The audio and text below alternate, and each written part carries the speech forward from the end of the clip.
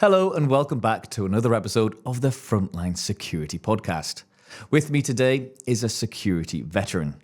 And not only is he an industry expert, he's known as the security industry expert. It's a good friend of mine, Rollo Davies. And today we're going to be talking all about the security industry. Some of the biggest campaigns that are happening right now, challenges the industry is facing, and I'll be asking Rollo some top tips to climb through the ranks. Here's what's coming up. Quite frankly, it's modern day slavery, and it is taking place today within the security industry. There will be an emergency. Illegitimately trained security officers to give advice and guidance to the general public will need to liaise with emergency services, will need to know what to do. So they're not really bothered about the standard of the officer. They're not really bothered whether that officer is legitimately working in the security industry or not. Salaries plummeted and they have never recovered. How does the security industry look to you in the future? Okay, so Rollo, first of all, thank you for coming today. Listen, Carl, it's an absolute pleasure, and thank you very much for the warm introduction, even though you did call me an expert again. You hate that term, don't you? It's setting someone up for a fall, it really is. Well, you've earned it. You've earned it. You're very kind. Shall we dive in? Why not? So, you've been in the industry for over 30 years, hence the title. No. But what made you get into security in the first place? Well, I started off as a copper. I joined the Met Police in 1990 and absolutely loved it. The protection industry was at the back of my mind all the time. So to protect people and property was the reason I went into the police service. However, things started to change politically within the police, and I kind of saw the writing on the wall.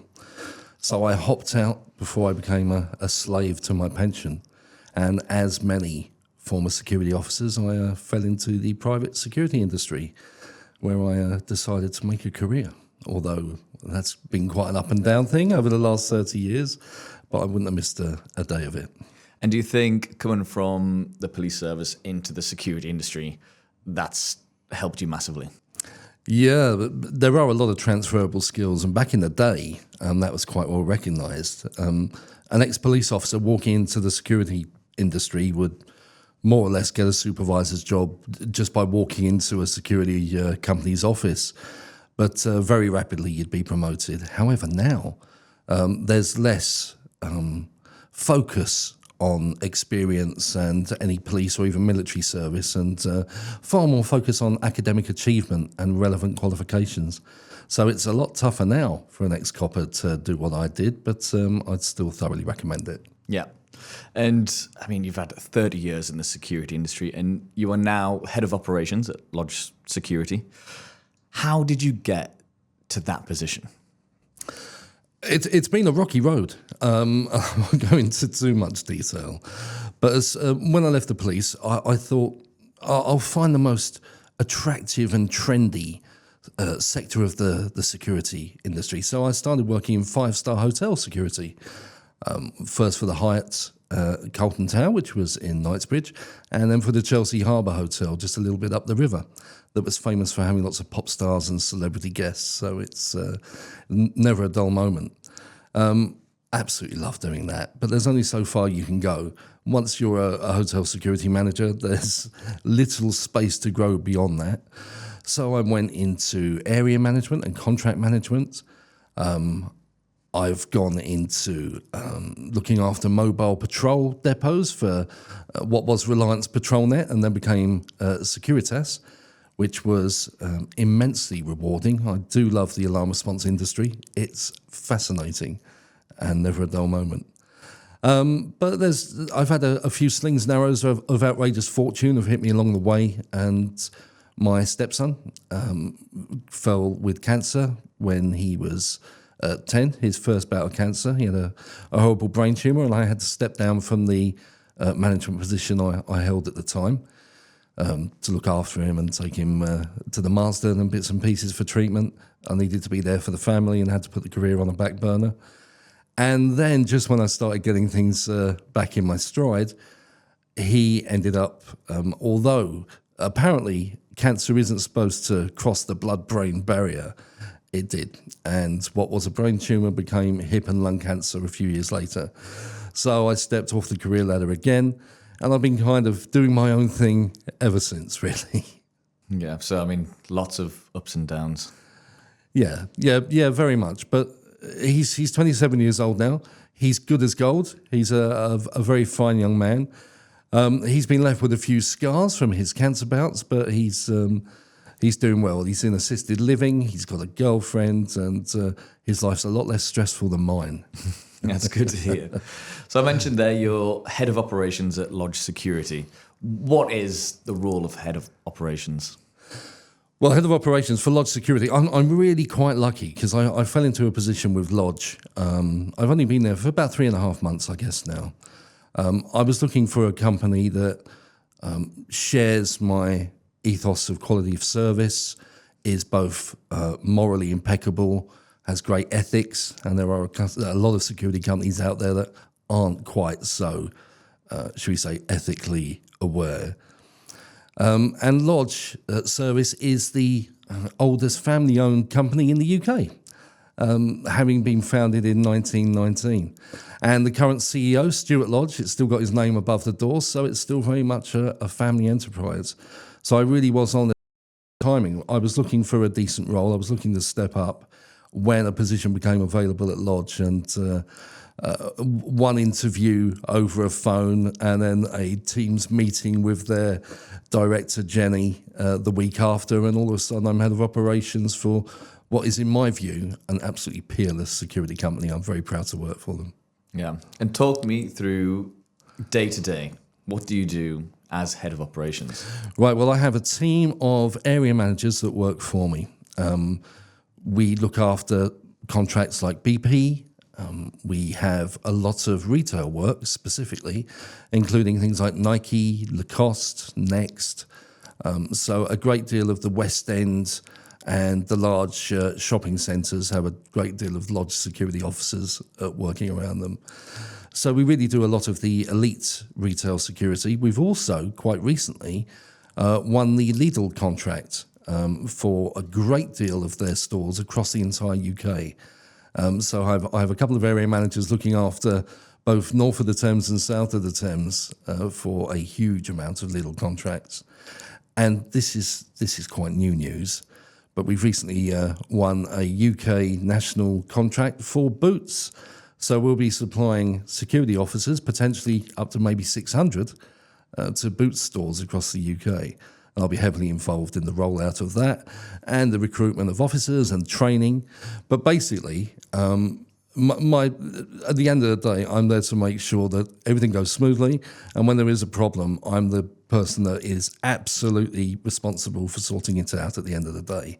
That's building client relationships, making sure my managers are doing what they should be doing, and making sure that our security officers are both well looked after, well trained, and given the tools they need to do the job well. Yeah. And I imagine, like you said before, that you've worked in a variety of different roles. I can imagine piecing all these roles together has helped with you doing your day-to-day job now. Yeah, that's absolutely correct. I've seen a lot of security managers be promoted into management positions, or they've done a job with a specific company with a very specific purpose for a number of years, and then they've taken a new role somewhere else. And because they've been so laser focused and they've done one thing in one particular way for so long, it's quite hard for them to have the adaptability and the flexibility to change and alter their working habits to make a better service, because they can't see anything apart from what they normally do. So I have been very lucky because I bounced around, not a great deal. I've had a few years here and a few years there. I've not been bouncing around on a sort of monthly basis, but I have done a lot of things within the security industry, and that has given me a lot of different perspectives. And as a result, I can see a lot of ways on how things can be done differently. So there are always options on how things get done, and I use my previous experience to try and find the best options available. Do you think in the past you've kind of dove headfirst into roles where you've perhaps got no experience or no idea what it is really? Oh, absolutely. Yeah. I've been offered a couple of roles in the past that I had absolutely not a hope of knowing what I'd be doing. But I forget who said it, but maybe it's a case of fake it till you make it. You say yes, and then you figure out what you're doing somewhere down the line. But it's exciting. You learn a lot. In situations like that is when you learn the most. When you have to learn really fast on the job, when the buck stops there, then the speed and level of learning is absolutely phenomenal. So yeah, whether or not you were the right person for the job, you make sure you do it really well and you learn how to do it well very, very fast. I suppose that's kind of true with every industry, really. Yeah, absolutely. I'm sure that's as true for someone in banking as it would be in security. But yeah, it's always a great opportunity doing things that are way, way outside your comfort zone. Yeah. And outside of security, and obviously getting to where you are now, do you think you've had to go through much like personal development and training outside of your role? Yeah, absolutely. Experience can only get you so far within the security industry. There is a massive amount of legislation and policies and procedures that need to be fully understood and inwardly digested. And the easiest way to get on and to broaden your career is training. There's no two ways about it. If you want to get on beyond a certain point, you will need educational qualifications that are relevant to the security industry and the sector of the industry that you want to excel in. If I could give any piece of advice to anyone right now who wanted to really get on within the security industry, yes, take a frontline role to begin with, but while you're doing that, study for a degree in a relevant security-related field. Because all of a sudden, those post-nominals, the letters behind your name, can catapult your career to absolutely stratospheric levels. Yeah. And beyond extra training and extracurricular development, what would you say are the key skills that every security professional should have, especially if they want to go far in their career? Well, communication is key. The ability to talk to different people at different levels. You may be talking to a drunk guy outside a pub on a Friday night, or you may be giving a presentation to the C-suite of your security company about where you see career development. Communication at every level is very, very important. Empathy.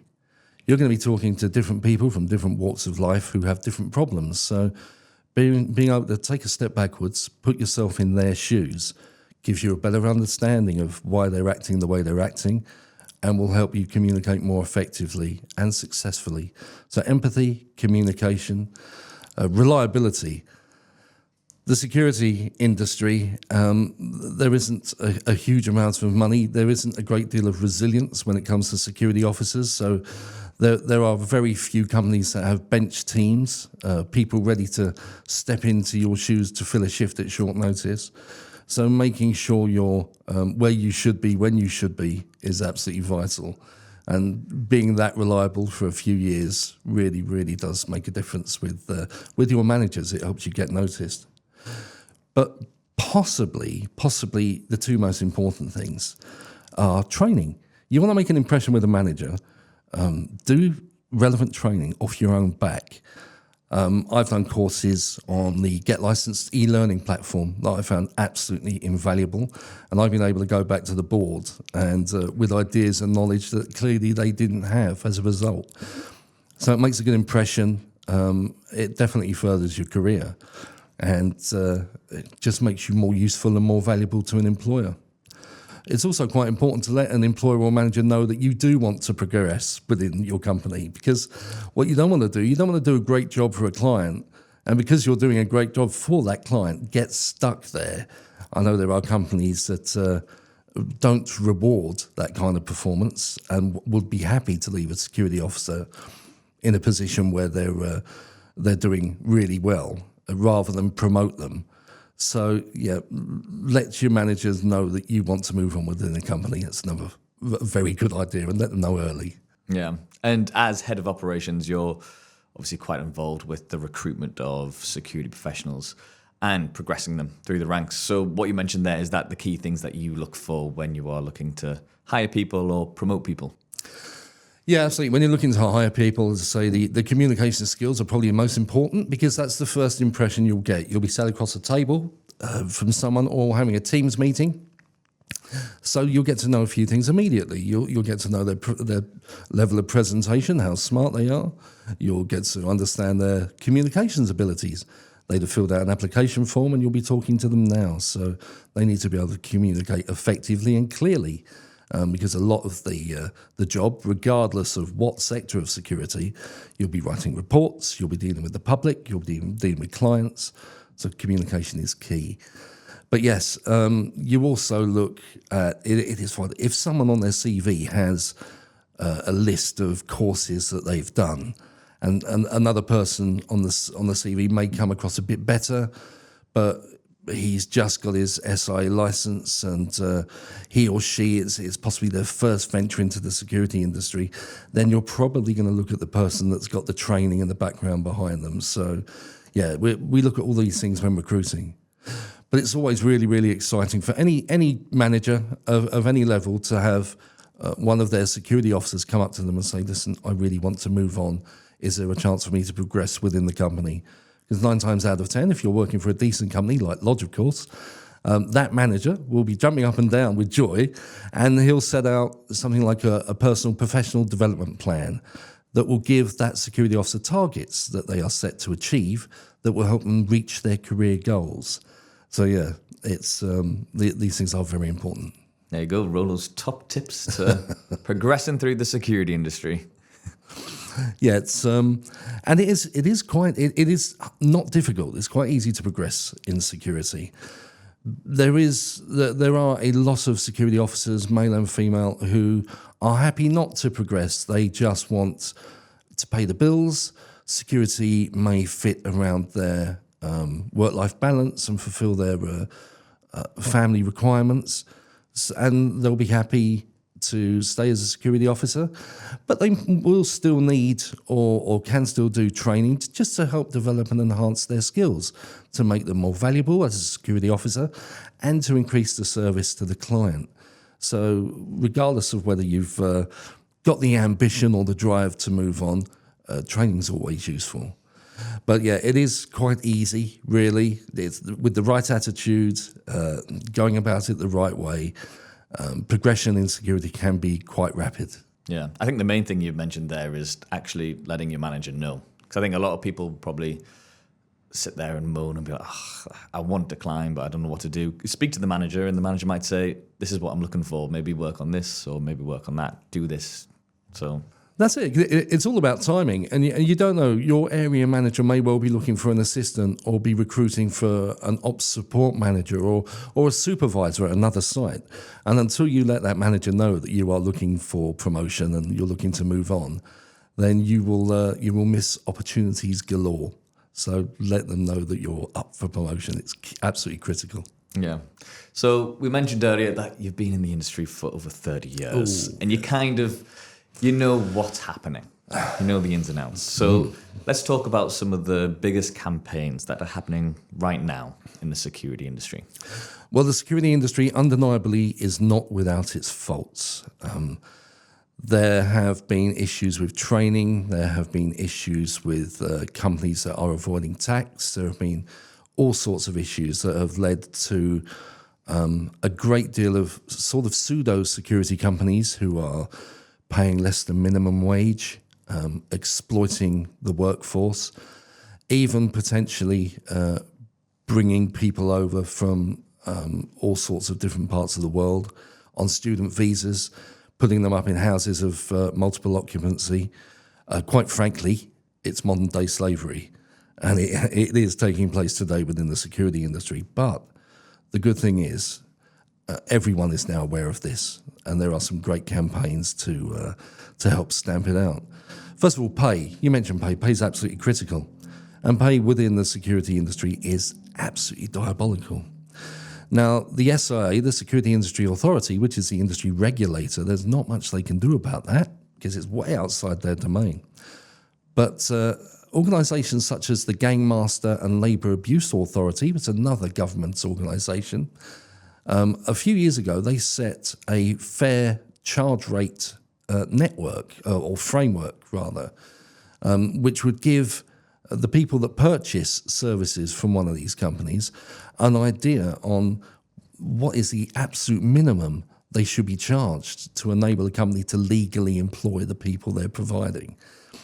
Now, if that goes on within the security industry, immediately it's going to give security companies the opportunity to go to clients and say, you may have been paying £15, you may have been paying £14 an hour for services previously, but what you're actually doing is you're fueling a company that's acting illegally, because there is a good chance that company is telling its security officers they're self-employed, so they don't have to pay their tax contribution, or they're telling their security officers that we'll pay you cash in hand, so they're completely off the books. So both the security company and the officers are basically evading tax. So pay is crucial. And the IPSA, the International Professional Security Association, whose chair is an incredibly dynamic woman by the name of Satya Rai, they're doing a great deal of work at the moment to get this framework officially recognised. And the man behind that, I guess, is a guy called John Lambert. He's a close friend of mine. He's a security industry improvement campaigner par excellence. He's currently working with Carlisle Security, who are supporting him to the hilt to get this fair pay framework officially recognised. So that's on the cards, and I think the SI want to do that. They're just waiting for, yet again, I expect, Home Office authorisation to allow them to support it officially. But there are other things going on. I touched on the labour exploitation and some of the criminality that's going on within the industry at the moment. There's a guy called Lee Turner who's very big on social media. He's campaigning incredibly loudly for an increase in conditions and pay for all frontline security officers. He's also highlighting some of the companies that are flouting the law. He's finding all the WhatsApp groups where companies are offering £9, £8 an hour to security officers, and he's basically naming and shaming them very publicly. Now, as a result of that, the SIA are following up a huge amount of the leads that he's providing. I know Paul Fullwood, who's the SIA director in charge of investigations, he's doing a massive amount of work on this at the moment.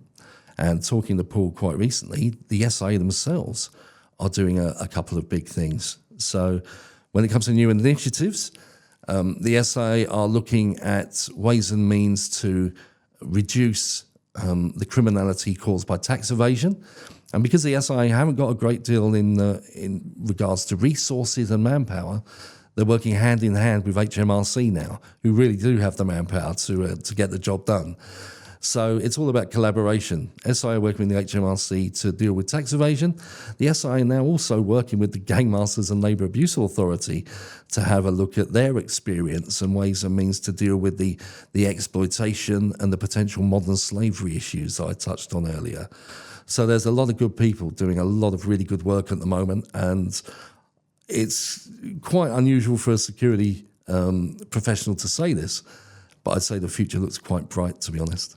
Yeah, I think a big thing with all these campaigns that you mentioned as well is that everyone needs to be aware of them, so then they can report. Say if you're a security professional working for a company and someone offers to pay you £8 cash or £10 cash, report them.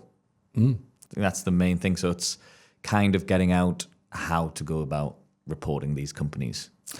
Yeah, well, the first port of call, as always, is the SIA. If there's any malpractice or criminality, the SIA's website has a portal for anyone to report, and they can report either anonymously or giving details and further information.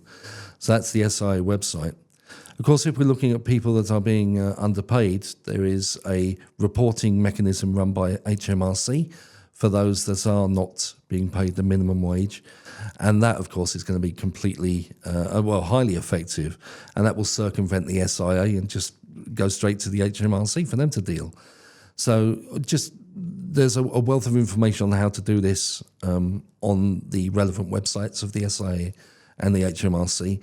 Social media. Also, the SIA is quite good about telling people how and where they can report things like this. So their LinkedIn feeds, their Twitter or X accounts, Facebook. The SIA is quite active on social media and will always give advice and guidance on how and where to report those that are guilty of malpractice or criminality. Yeah. I mean, we had the CEO, Michelle Russell, on a couple of podcasts ago. And yeah, she was screaming for people to kind of report any sort of malpractice or any dodgy goings on, basically. That's it. And it is really frustrating for the SIA because a lot of people talk about how awful the industry is at the moment, but a lot of the people that make a lot of noise aren't really doing anything to help or not doing a great deal anyway. So report. It doesn't matter how often you see the same thing going on for the same company. Keep reporting it, because if the SIA doesn't know about it, then they're not going to investigate. So always report it. The SIA also, it can't really give information about ongoing investigations. So there may be a conception or a preconception that the SIA aren't doing anything.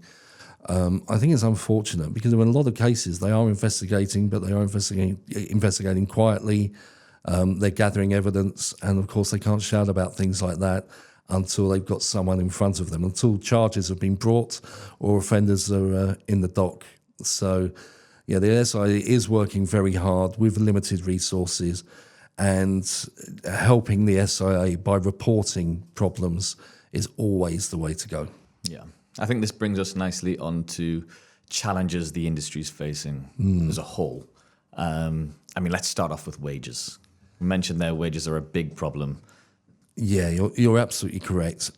The Private Security Industry Act, I don't want to go into the history of this, but the Private Security Industry Act was brought in 2021 with the idea to take criminality out of the security industry. Basically, door supervisors had been causing all sorts of problems and doing all sorts of horrible, scary criminal things that had made big headlines in the press all through the 1990s. And due to public outcry, the governments decided something should be done. So they set out the Private Security Industry Act, which in essence was set up to protect people from door supervisors. However, it was given carte blanche and responsibility for the entire private security industry. Therefore, it was kind of rushed out. It didn't give a great deal of thought about how things were going to operate beyond the door supervisory sector. So there were mistakes made. But one of the big things, of course, was licensing of security officers. Now, when licensing came in, everybody thought there was going to be a lack of security officers because the training and the licensing criteria would be so tough that a lot of security officers currently working would have to leave the industry. Unfortunately, that's not what happened. It seemed to be so easy to get a license that people that never considered the security industry before decided it would be just get a security industry license, everybody else is getting it, and it would be a quick and easy way to gain employment. So there was a sudden glut of people joining the security industry, and therefore from about 2004 onwards, salaries plummeted, and they have never recovered. Now, there are steps being taken at the moment to increase the quality and the rigor, should we say, of mandatory training, but this is a slow process as the previous top-up training that needed to be done every 3 years is being replaced now, I understand, by intermittent refresher training courses. I just hope that the refresher training is tough enough to ensure that there are security officers that are not able to do the job, and I hope they are not able to complete those courses successfully and they slowly fade out of the industry. That's what I was going to ask. Yeah, do you think that will be the case, or because I mean, having to do the training course every 3 years, it's a cost. It's a cost to people who maybe aren't fully committed to the industry, fully aren't committed to their role in the industry as well. So perhaps we'll see a bit of a drop off. Yeah, I'd like to think so. At the end of the day, security officers are some of the most poorly paid workers in British industry today. And having to pay for a license to enter an industry where you are so poorly paid and poorly regarded is frankly shocking. And I know this isn't the SIO's fault, but having to find, I think it's £185 at the moment, potentially. 184. 184. Oh, well done. Call yourself an expert. No, I don't. Having to find a lot of money every 3 years, it isn't easy for someone who's may well be on minimum wage and doing ridiculous hours. And the additional cost of training every 3 years for the new refresher courses may well be enough to put off a lot of people, A, from entering the industry if they think it's an easy way to earn money, and B, from remaining in the industry if it has been a bit of a meal ticket previously, because it's if you haven't got the right mindset, if you're not in the industry for the right motivations, then you're not going to enjoy it and you're going to have a disastrous career or get sacked a lot. Yeah. And besides these campaigns that we mentioned earlier to do with exploitation and wages, is there anything else that could be done? Well, there are other things that are going on. There's a free magazine. I'm going to plug this, although I was one of the co-founders. There's a free magazine for security officers, not just in the UK, but across the world, called The Professional Security Officer, or TPSO, as it says on the cover. And that's at theprofessionalsecurityofficer.com. So that's a free reference. We don't. It's clear that you can't charge security officers for anything: magazine, information, membership organisations, because these are people that are trying to pay bills, keep the roof above their heads, put food on the table for their families.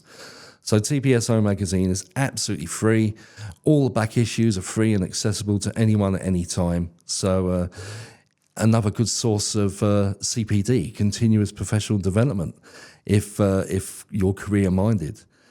So there's resources like that. There's organisations like the Guild of Security Industry Professionals, which is a peer support network, basically, for frontline security officers. And they campaign to increase the conditions and public appreciation and respect for the work that security officers do on a daily basis. And that's free to join as well. The guy called Michael O'Sullivan, a very dear friend of mine, is still running the Guild of Security Industry Professionals. I think that's at gsip.co.uk. Just another plug for Michael and his organisation there. But there are things like that. There are places that security officers can turn to now. There's now a dedicated security industry trade union that seems to be doing more successfully than previous attempts to set up an industry trade union have done. So, and that's the Security Industry Federation. So there is support for security officers. There are resources for them, and there are now a lot of good people really trying to make a difference. Yeah. And you mentioned there about the public perception of security professionals. I like to think that it's changing because obviously you have heroes like Abdullah, who saved the little girl and his mother. And you like to think that, okay, surely the public are going to appreciate what security professionals do. They're always the first people there, that they save lives. But it then just disappears. As soon as the news stop going on about it, it goes back to the beginning. Yeah, it's an old adage, but it's probably true, although I'm probably showing my age by mentioning it. But yesterday's news is today's chip paper. So people have very short memories when it comes to things like that. And I have no doubt that the vast majority of the general public won't even remember that the security officer was involved in rescuing a child within moments almost of reading the article. And there is an awful public perception about the security industry, and there's no doubt about it. It's been reinforced in the media. There have been TV programs I've watched and cringed numerous times when on almost every soap opera you can name, there'll be a security officer who will come across as either asleep and wearing Bermuda shorts and being completely useless, or if they're not thick as two short planks, then they'll be officious and overbearing and hostile or nasty. I've never seen, I challenge anyone to show me a television program where a security officer is portrayed as professional and decent and helpful and nice, which is what we all should be, really. So yeah, there are decades of negative press and negative media. There are organisations that have tried in the past to change this. The BSIA, which is probably the UK's biggest security trade organisation, which is the British Security Industry Association, they founded a campaign a few years ago, probably about 4 or 5 years ago now, called Changing Perceptions. And they had lots of photographs of very smartly dressed security officers, and they were working with the Security Institute and the Security Commonwealth in an attempt to get the message out that security officers were highly trained, they had massive responsibility, which they certainly do, and they're being unfairly maligned in the press. However, this is the British Security Industry Association doing this, so they were very much preaching to the choir. They were telling the security industry that the security industry was quite good. It didn't actually get out to the public. There wasn't the funding, there wasn't the PR budget, but probably worst of all, at the time, they were trying to change perceptions of an industry that was still full of, I'll be blunt, some lazy, feckless, disinterested and disengaged license holders that were just marking time, some of which had obtained licenses illegally, a lot of which had absolutely no reason to be in an organisation like the UK security industry because they were liability to themselves and others. So you can't change perceptions when the public are looking around them on a daily basis and seeing just the negativity that the media has always said. So things are getting better, and I'm suggesting that now, over the next couple of years, might be a better time to try to do a campaign like that.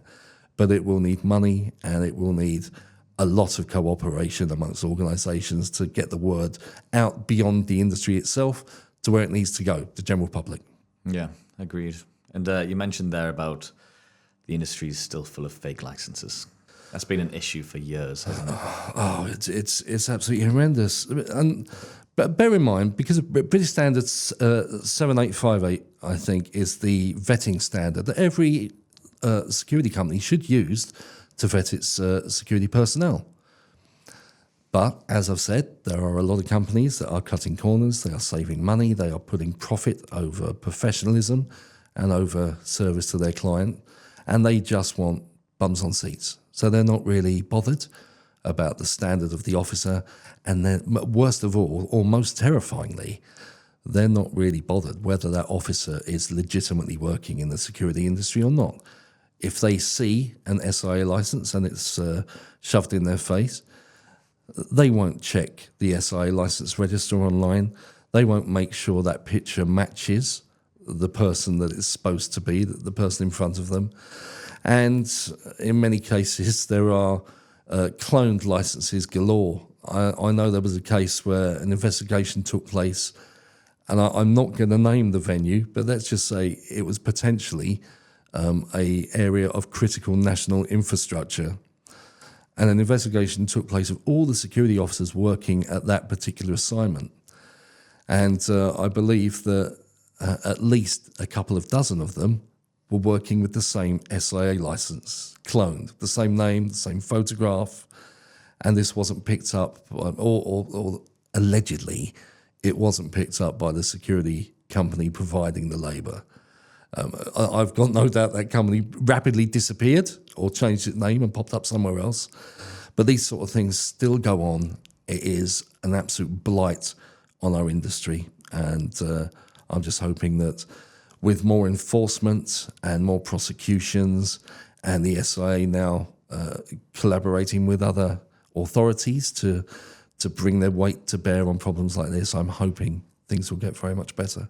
Yeah, I mean, it just must be infuriating if you've paid for your training course, you've then paid for your SIA license, you then turn up to work, and the person next to you who's supposed to be on your team, your partner, and they've just cut all the corners.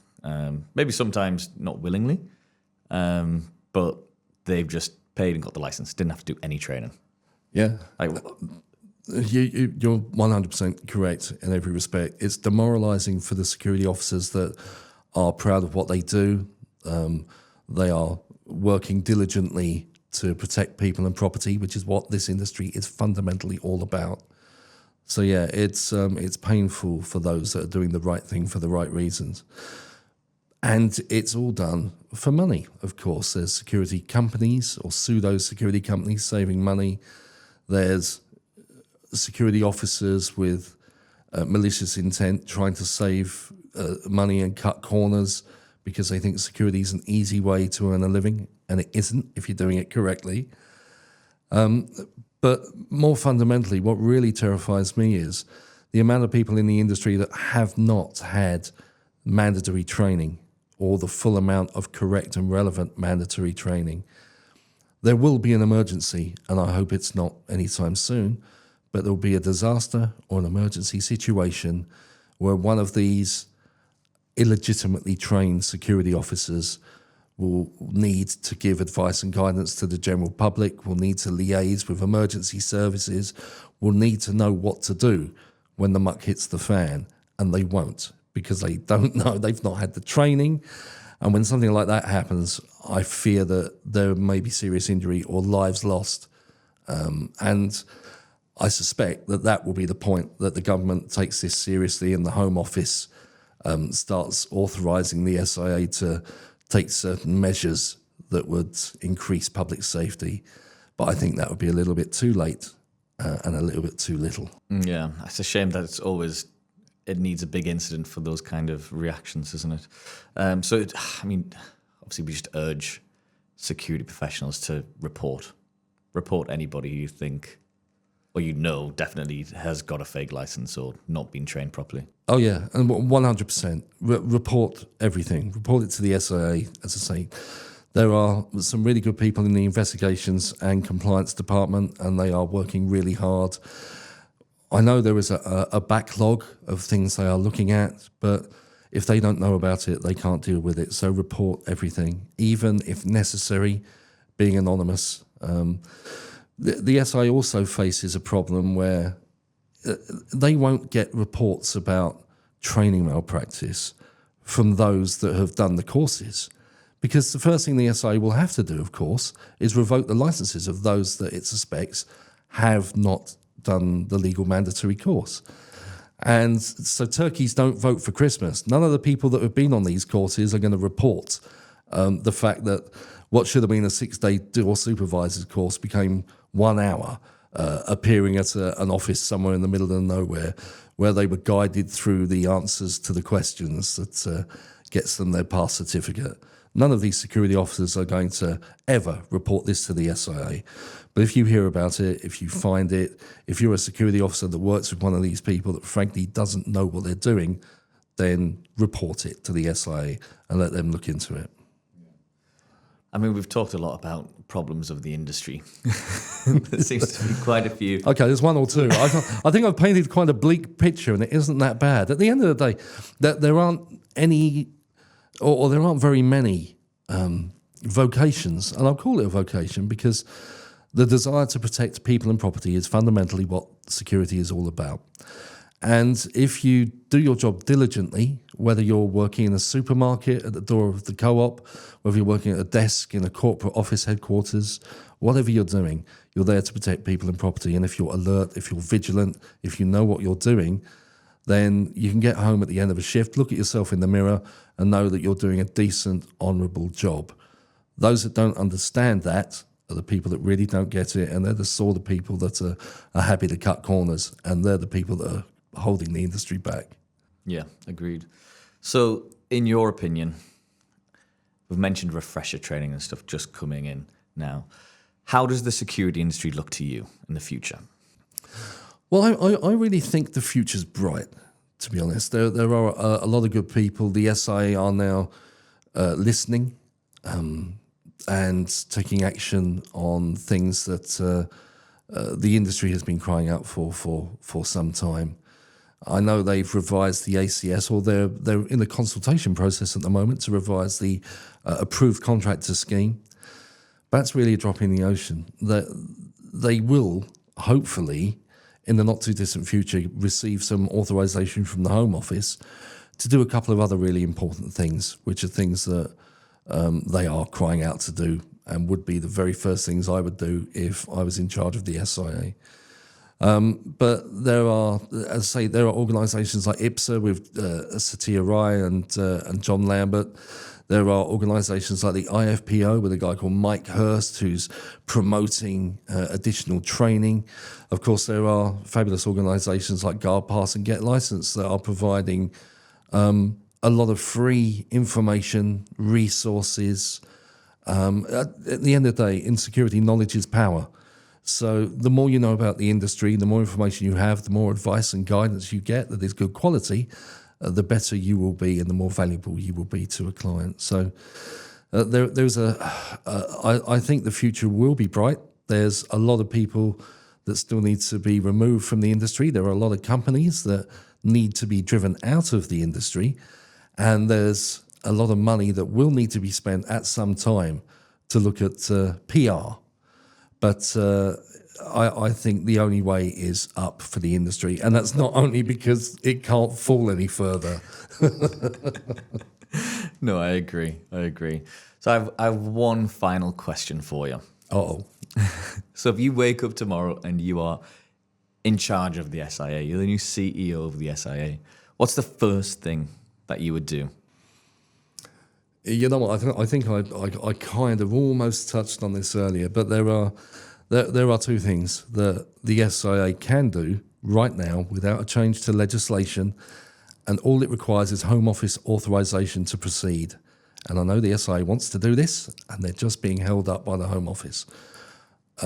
Mandatory licensing of all security companies. It's a massive oversight. It should have been written into the Private Security Industry Act all the way back when it was founded in 2001. But at the moment, if there are rogue companies out there that are able to just call themselves Joe Blog Security and go and trade and do your stuff, they're dodging tax, they're not vetting security officers. What mandatory licensing will do is twofold. There will be companies that will not meet mandatory standards to begin with and will not bother to try and meet those standards, and they'll immediately be driven out of the industry. But there will also be a lot of shady companies that will manage to get through. They'll create a good-looking paper trail, and they'll hire maybe a few security officers out of dozens that are on the books and properly paid and properly vetted, and there will be dozens of others that are still earning £8 an hour and getting paid cash in hand.